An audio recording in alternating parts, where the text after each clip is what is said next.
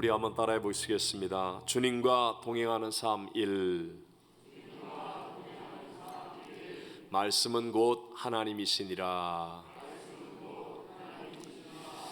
가끔 이 동네 주택가의 길을 걷다 보면 같이 붙어있는 집 앞에 잔디밭인데 한쪽은 잘 자란 잔디로 푸르고 싱싱한 반면에 다른 한쪽은 누렇게 다 죽은 잔디로 흉한 모습인 곳들이 참 여러 곳 있습니다. 그 까닭은 스프링클러가 고장이 났든지 아니면 주인이 게으르든지 여러 가지 다른 이유가 있겠지만 물이 공급되지 못하니까 메마르고 흉한 모습을 그대로 드러내는 것입니다. 저는 그런 모습을 보면서요, 우리의 영적 상태는 과연 어떤 쪽의 모습일까를 생각하게 됩니다. 분명하게 예수님은 누구든지 목마르거든 내게로 와서 마시라. 나를 믿는 자는 성경에 이른 것 같이 그 배에서 생수의 강이 흘러 나오리라고 말씀하셨습니다. 그렇다면 여러분, 예수님을 내가 영접하고 예수님을 구세주로 믿는 우리의 영혼과 삶은 과연 푸르고 싱싱해야 되지 않겠습니까? 과연 지금 우리들의 상태는 어떻다고 생각하십니까? 만약에 예수님을 구세주로 믿는데도 불구하고 우리의 삶이 푸르고 싱싱하지 않다면 그것은 주님이 거짓말을 하신 것이거나 아니면 우리가 주님과 동행하지 않고 있는 것 아니겠습니까? 몇 년 전에 한 목사님이 한국의 한동대학에서 부흥회를 인도하시다가 학생들에게 이런 질문을 했습니다. 한동대는 대부분이 목사, 선교사, 장로, 권사, 집사, 아들, 딸들로 믿는 집의 자녀들이 대부분입니다. 그래서 교회를 열심히 부모님들이 교회를 열심히 다니느냐고 물어보니까 다들 아멘 하고 대답을 했습니다. 또 묻기를 여러분의 부모님을 보면 예수님을 보는 것 같으냐라고 물으니까 갑자기 조용해지더랍니다. 여러분 부모님은 예수님 때문에 행복한 것 같으냐라고 물으니까 별로 대답이 없더랍니다. 여러분 부모님의 신앙생활을 보면 여러분 감탄이 나오느냐라고 물으니까 아예 고개를 숙이더랍니다. 물론 일반적인 사람의 특징이 긍정은 작게 보이고 부정은 크게 보이고 또 오래 가기 때문에 그럴 수도 있습니다. 하지만 우리는 좀 더 진지하게 우리의 모습을 확인해 볼 필요와 중요성은 있지 않겠습니까? 우리가 믿는 하나님은 분명히 문제보다 크시기에 비록 우리의 상황과 조건이 좀 어렵고 안 좋아도 만약에 우리가 주님과 진실로 동행한다면 우리는 당연히 행복할 수 있어야지요. 누구든지 주님과 동행하면 예수님의 향기를 바라고 또 함께 하시는 예수님의 모습을 보여줄 수 있어야 하지 않겠습니까? 제 목회와 삶에 있어서 큰 터닝 포인트 가운데 한 번은 파라과이 델레스테에서 브라질 상파울로로 갑자기 임지 이동을 명령받았을 때였습니다. 그때 당시 제게는 파라과이에서의 사역과 상황이 또 조건이 참 좋았습니다.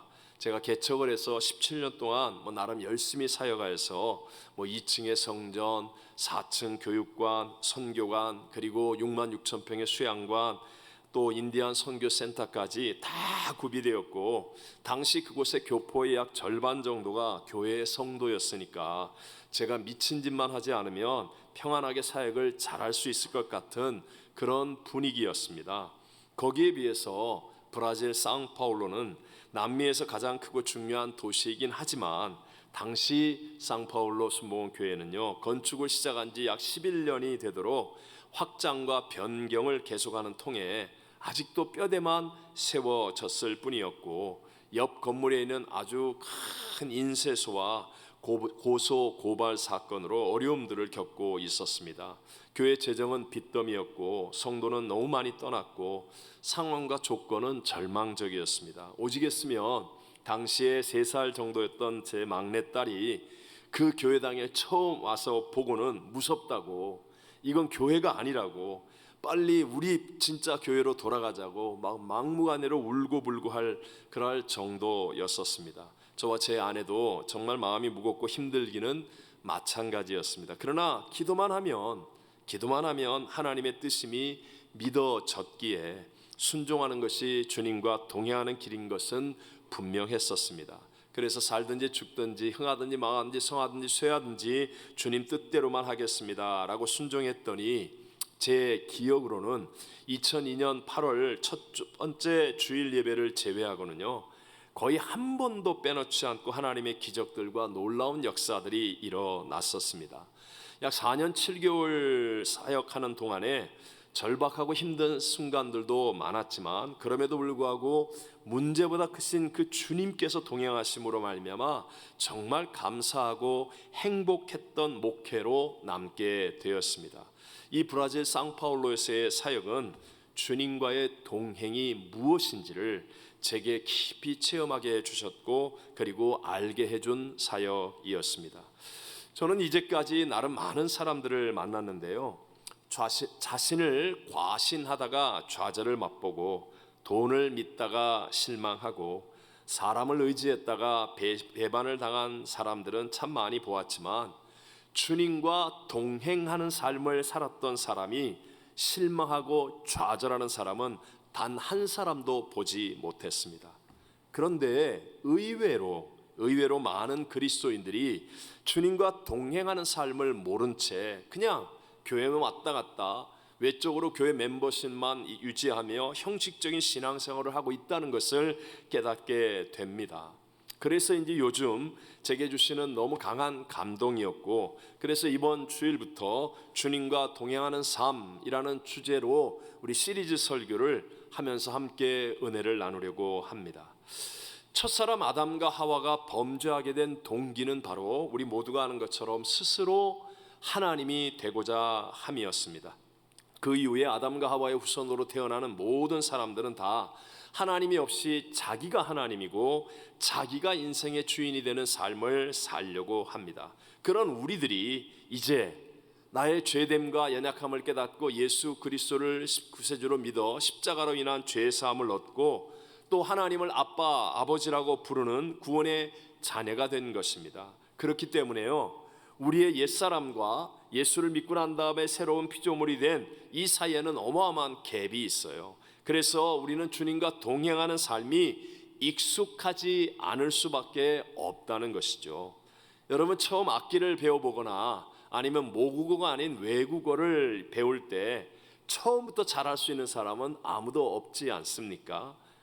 처음에는 정말 막 힘들고 안 한다고 그러고 어렵다고 그러고 하지만, 그러나 포기하지 않고 좋은 가르침을 따라 열심히 하다 보면, 꾸준히 훈련하면 나중에는 정말 훌륭한 연주자가 되기도 하고 진정한 자유인이 되어지는 것이죠. 마찬가지로 주님과 동행하는 삶이 그렇습니다. 처음에 교회 와서 주님과의 동행, 그러면 어색하고 힘들 것 같고 안 어울릴 것 같지만, 그러나 진리의 말씀을 따라 우리가 포기하지 않고 꾸준히 훈련하면 우린 정말 주님과 동행하는 최고의 인생의 복을 누리게 될 줄로 믿습니다. 자, 그 훈련의 첫 번째예요. 그 훈련의 첫 번째는 바로 말씀을 통해 주님과 동행하는 삶을 사는 것입니다. 무엇을 통해? 말씀을 통해. 다시 한번, 무엇을 통해? 말씀을 통해. 살아계신 주님을 우리가 체험할 수 있는 방법은 크게 두 가지인데요, 첫 번째는 주님이 행하신 일을 보고 하나님의 존재와 능력을 체험하게 되는 것입니다. 즉 경험이라는 거죠. 예를 들면 내 힘으로 해결할 수 없는 어떤 문제를 가지고 기도했는데, 근데 정말 그 문제가 해결되는 기적을 체험하는 거예요. 병원에서도 고치지 못하는 질병으로 고생을 하다가 하나님 앞에 나와 기도하고 매달렸더니 고침을 받는 거예요. 그러면 누구든지 와, 하나님은 정말 살아계셔, 하나님은 날 사랑하셔 하면서 하나님을 경험하게 된다는 것이죠. 두 번째는 하나님의 말씀을 통해서 하나님을 알게 되고, 그래서 믿게 되므로 그 다음에 하나님의 역사들을 경험하게 되는 것입니다. 그런데 이 첫 번째 삶, 하나님을 보고 듣고 경험하는 것으로 하나님을 알게 되면 언제나 잘못될 가능성이 있고, 또 자기의 경험만을 고집하는 좁은 신앙이 될 수 있는 불안함을 가지고 있습니다. 한번 예를 들어서요, 내가 열심히 기도했는데 내 생각대로 응답되지를 않아요. 또 오랫동안 내가 육신의 질병 가운데 고통을 당하며 기도했는데 병이 안 나아요. 그러면 하나님이 안 계신 것입니까? 그러면 하나님이 나를 사랑하지 않는 것입니까? 아니라는 거죠. 여전히 하나님은 살아계시고 그래도 나를 사랑하시는 것이 성경의 1.1에 변하지 않는 말씀으로 우리에게 기록되어 있다는 것이죠. 자, 설명을 위해서 이스라엘이 출애굽을 할 때 말입니다, 홍해 바다를 건너게 되죠. 그때 이스라엘 모든 백성들은 그 어마어마한 기적을 통하여 다 하나님의 살아계심을 체험했습니다. 생각해 보십시오. 그래도 바다입니다. 바다가 갈라지고 바닥이 뽀송뽀송한 메마른 땅으로 나타나고 바다가 갈라져 막 소리를 내는 벽을 만들고 있는 그 사이를 노약자를 비롯한 모든 이스라엘 백성들이 다 건너갔습니다. 그러니 어느 누가 하나님이 살아계신 분이 아니라고 말할 수 있겠습니까? 뿐만 아니라 그들이 다 건너가고 난 다음에 그들을 430년 동안이나 괴롭혔던 당시 세계 최강의 애굽의 바로왕과 전차 부대가 군사들이 따라 들어왔다가 그냥 물속에 다 수장되어 죽어버리는 그 어마어마한 사건을 통하여 그들은 하루 종일 하나님은 살아계시다 찬양하며 노래하며 기뻐했습니다. 그런데 단 사흘 만에, 사흘 후에 그들이 광야의 길을 가다가 마실 물을 얻지 못해요. 그런데 마라의 우물을 만나 물을 마셨더니 다 구토하고 쓴물이라 먹을 수가 없어요. 그랬더니 놀랍게도 그들은 다 하나님을 원망하게 되더라라고 성경은 말합니다. 왜 그렇습니까? 말씀을 통해 주님과 동행하는 것이 아니라 보고 듣는 체험으로 동행하려고 하면 이렇게 내 뜻대로 되면 할렐루야고 내 뜻대로 안 되면 놀렐루야로 바뀌어버릴 수밖에 없다는 것이죠. 우리도 마찬가지예요. 나의 느낌, 나의 컨디션, 또 내 어떤 것으로 그렇게 하나님의 역사하심을 믿으려고 하면 이렇게 될 수 있다는 거죠. 상황과 조건이 조금만 바뀌거나 조금만 나빠지면 그러면 하나님의 더 큰 뜻, 깊은 뜻을 알지 못한 채 원망이 나오고 주님과의 동행을 잃어버릴 수 있다는 것이죠. 우리가 너무나 잘 아는 12명의 정탐꾼의 이야기도 마찬가지 아닙니까? 왜 10명의 정탐꾼이 부정적이 되어서 하나님의 역사에 동참하지 못하고 죽는 자가 되었습니까? 그들 다 나름대로 잘나고 똑똑한 사람, 뛰어난 사람들이었습니다. 그리고 그들의 정탐의 보고와 결과는 정확했습니다. 하지만 그들은 하나님의 말씀보다도 상황과 조건, 느낌과 경험을 더 의지했기 때문에 결국은 그들의 해석이 부정적이 되었고 주님과 동행할 수 없는 사람들이 되어버리고 말았습니다. 그러나 같이 갔다 온 여호수아와 갈렙은 똑같은 상황과 조건입니다. 하지만 그들은 하나님의 말씀을 믿었다는 거예요. 이 땅을 하나님이 우리에게 주셨다라고 하는 하나님의 약속을, 말씀을 먼저 붙잡고 그 땅을 바라보니까 맞다, 그 땅은 장대한 자손들이 있고 그 땅은 기름지고 거기에는 어마어마한 성벽이 있고 어마어마한 군사들이 있다. 하지만 하나님이 우리에게 그 땅을 주시다고 약속했으니 나는 이 말씀을 믿으니까 그들은 우리의 밥이라. 해석이 다른 거예요. 그러니까 여러분, 그 모든 이스라엘 사람들은 다 광야에서 죽는데 여호수아와 갈렙만은 가나안 땅에 들어가서 끝까지 주님과 동행하며 그 땅을 정복하기까지 위대한 승리를 누리는 삶을 살게 되더라는 것이죠. 오늘의 우리들도 내 상황이 비록 너무나 어렵지만 그러나 성경이 하나님이 나를 사랑하사 독생자를 주셨다라고 말씀하지 않습니까? 그러면 말씀대로 내가 믿는 거예요. 그러면 내 상황에 대한 어려움의 해석이 다르죠. 우리는 롬파리팔의 하나님을 믿잖아요. 하나님을 사랑하는데 곧 그 뜻대로 부르심을 입은 자들에게 모든 것이 합력하여 선을 이룬다는 말씀을 믿으면, 그러면 이 어려움, 이 대적, 이 고통이 하나님이 나를 더 성숙해 하는 거야, 나에게 더 좋은 일을 주시기 위한 것이야, 해석이 달라지고 주님과 동행하는 승리의 삶을 살게 될 줄로 믿습니다. 자, 우리 좀 더 분명하게 해봅시다. 오늘 본문 1절을 다 같이 한번 읽어보겠습니다. 태초에 말씀이 계시니라. 이 말씀이 하나님과 함께 계셨으니 이 말씀은 곧 하나님이시니라. 이 말씀은 곧 하나님이시니라. 알파 오메가, 처음과 마지막이신 하나님, 그 하나님이 저와 여러분의 삶과 죽음을 주관하시고 우리의 모든 생사복을 주관하시는데 그분은 말씀이라고 성경이 우리에게 말하지 않습니까? 또 우리가 구세주로 영접한 예수님도 말씀이 육신을 입고 이 땅에 오신 분이라고 성경은 말합니다. 요한복음 1장 14절을 읽어봅니다. 말씀이 육신이 되어 우리 가운데 거하심에 우리가 그의 영광을 보니 아버지의 독생자의 영광이요 은혜와 진리가 충만하더라. 아멘. 여러분, 우리는 말씀이 육신이 되어 오신 예수님을 구세주로 영접한 사람이에요. 또 역사를 주관하고 계신 전지전능하신 하나님이 말씀이라고 했어요. 그렇다면 우리가 해야 할 일은 이제 분명하지 않습니까? 우리는 말씀을 믿음으로 받아들이고 그대로 순종하면 되는 거예요. 저와 여러분의 삶의 모든 판단 기준은 오직 하나님의 말씀이 되어야 할 줄로 믿습니다. 자, 이 일을 위해서 우리에게 잘 안 되는 부분을 가지고 한번 설명해 보겠습니다. 여러분, 우리가 주님과 동행하려면 두 사람이 동행하려고 해도 뜻이 맞아야 되잖아요. 그러면 한 사람의 뜻이 포기되어져야 됩니다. 하물며 거룩하고 완전하신 주님과 동행하려면 반드시 육신의 정욕, 안목의 정욕, 이생의 자랑, 죄를 따라가려는 나의 옛사람, 나의 자아가 죽어야 한다는 거죠. 죽어야만 주님과의 온전한 동행이 이루어집니다. 세상의 모든 종교도 자아가 문제가 된다는 것을 알기 때문에 자아, 즉 옛사람을 죽이려고 합니다. 속세를 떠나서 금욕을 하고 아니면 극한 고행을 하고 아니면 깊은 수행을 하면서 내 옛사람 자아를 죽이려고 해요. 그러나 아무리 애를 써도요, 이 육신의 생명이 살아있는 한은 죽지 않아요. 그래서 안 되는 것을 되게 하려고 하니까 모든 종교 생활은 짐이 되는 겁니다. 그런데 성경은 달라요.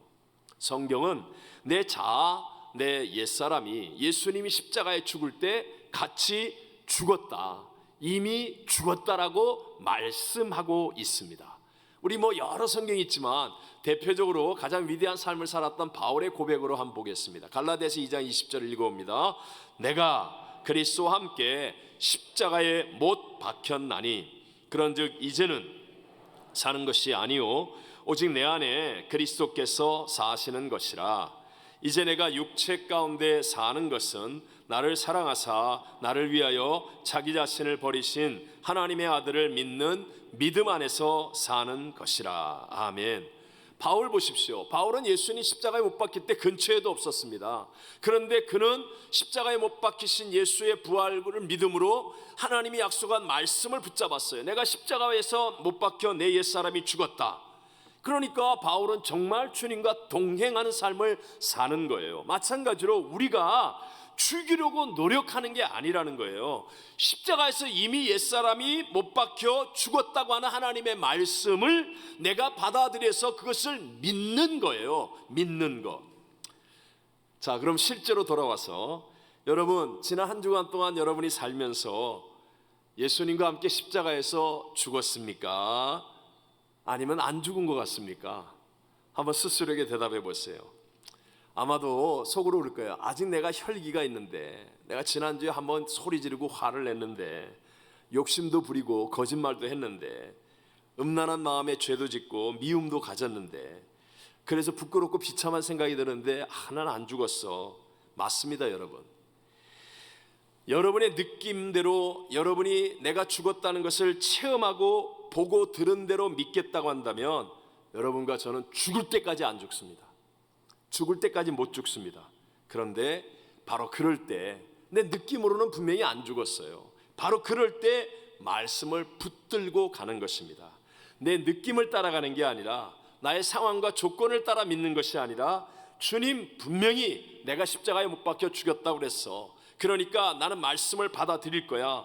이 성찬이 그거 아닙니까? 나의 죄를 위하여 십자가에 죽으신 예수님과 함께 우리가 죽었고 이제 우리가 예수님 안에 거하고 예수님이 우리 안에 거하게 되었다. 이것을 기념하라고 말씀하는 거예요. 그래서 내가 내 느낌으로는 분명히 안 죽었는데 근데 말씀을 내가 받아들이는 거예요. 나는 죽었다는 말씀을 받아들입니다. 나는 예수님과 함께 십자가에 죽었습니다 라고 하면 놀랍게 성령님이 역사하기 시작해요. 그래서 옛날에는 팍 일어나는 일이 돼야 되는데 희한하게 진짜 내가 죽는 걸 체험해요. 이상하게 옛날에는 그럴 때 막 호기심이 나고 음란하고 그런 걸 보려고 그랬는데 이상하게 내 안에 성령님이 그걸 막아주시고 싫어지게 만들고 나로 하여금 죽은 것을 체험하게 만들어주시는 거예요. 내가 말씀을 받아들였더니 내 안에서 성령께서 놀라운 일을 하는 거예요. 저는 자아가 좀 강한 편이었고요, 고집도 센 편이었습니다. 거기다가 또 예민하고 열등감도 심했습니다. 그러니까 저는요, 이 죽지 않은 내 자아, 내 옛사람 때문에 제가 목회자가 된다는 것은 꿈도 꾸질 못할 일이라고 저는 그렇게 생각했었습니다. 그런데 제가 여의도 순복음교회에서 은혜를 받고, 그리고 예배 때마다 매월 첫 주일 이렇게 성찬 예배를 드리잖아요. 근데 어느 날 성찬을 똑같이 그냥 받았어요. 근데 갑자기 하나님의 말씀이 내 속에서 살아 움직이는 것 같아요. 그러면서 성찬을 그냥 똑같이 받아들였을 뿐인데 말씀이 막 기억되면서 내가 죽었다는 거예요. 내가 죽었다는 거예요. 나는 분명히 조금 전까지도 화를 냈고 어제까지도 내 성질 안 죽었고 내가 분명히 알고 느끼고 있는데, 근데 말씀이 내 안에서 내가 옛사람이 죽었다는 것이 막 믿어지는 거예요. 그러면서 꼬꾸라졌습니다. 얼마나 울었는지 모릅니다. 나는 안 죽었는데 예수님이 십자가에서 내가 죽었다는 거예요. 그래서 그 말씀을 받아들였습니다. 그 성찬 이후로 저는 제 옛사람이 죽었다는 말씀의 은혜가 제 삶을 주장하게 되었습니다. 그리고 내가 믿은 대로 놀랍게 나 자신이 변화하는 모습을 체험할 수 있게 되더라는 것이에요. 여러분, 우리에게 주어진 놀라운 영적인 비밀은요, 먼저 하나님의 말씀을 믿고 그 다음에 하나님의 역사로 체험이 일어나는 거예요. 내가 먼저 체험하고 느껴서 그래 그러고 말씀을 믿는 게 아니고요, 먼저 말씀을 그냥 받아들이고 믿는 거예요. 그랬더니 놀랍게도 내가 할 수 없는 일들이 일어나면서 내가 정말 옛사람이 죽은 것이 체험되어지는 겁니다. 자, 오늘 본문 3절을 다 같이 읽어보겠습니다. 만물이 그로 말미암아 지은 바 되었으니 지은 것이 하나도 그가 없이는 된 것이 없느니라. 보십시오. 만물이 그로 말미암아, 말씀으로 말미암아 지은 바 되었으니 지은 것이 하나도 말씀이 없이는 된 것이 없느니라. 순서가 어느 게 먼저예요? 말씀이 먼저예요? 만물의 창조가 먼저예요? 말씀이에요. 항상 말씀이 먼저예요. 내가 말씀을 붙잡잖아요. 그럼 그 다음부터 놀라운 역사와 능력이 나의 삶에 따라오게 되는 거예요. 저는 올림픽 경기 같은 거 할 때 왜 다이빙이나 아니면 체조 경기, 마루 경기 같은 거 막 순식간에 이루어지잖아요. 잠깐 이렇게 보면 벌써 물에 들어갔어요. 잠깐 보면 벌써 돌아가지고 했어요. 그런데 놀랍게도 점수가 이렇게 완전히 차이가 나게 나오는 겁니다. 제가 봤을 때는 다 그게 그것 같은데, 그런데 채점 기준이 있기 때문에 분명한 점수가 나오게 되는 것이죠. 기억하십시오. 세상은요, 말씀이 모든 것보다 먼저입니다. 말씀이 기준이에요. 말씀을 읽는 것이 시간 낭비인 것 같습니까? 바빠서 그 일 해야 되는데 말씀 읽는 게 그게 시간 낭비라고요? 말씀이 먼저예요. 그러면 그 일이 말씀 내가 붙잡은 대로 따라오게 되어 있어요.